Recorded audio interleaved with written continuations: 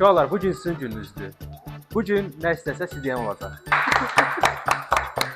Onda get ərzəvi yaz. Bu gündən müdür mənim. Neyim də, sizsiz də. Bəli, bu gün onların günüdür. Əziz, şirin, mehriban balalarımızın günüdür.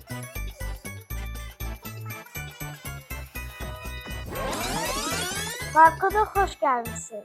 1 iyun Uşaqların Müdafiəsi günündə Barkodun əməkdaşları bu gül balaları oldu. Elə müştərilər də onlardan geri qalmadı. Uşaqlara özəl bütün məhsullara endirimimiz var. Bu endirimləri qaçırmayın.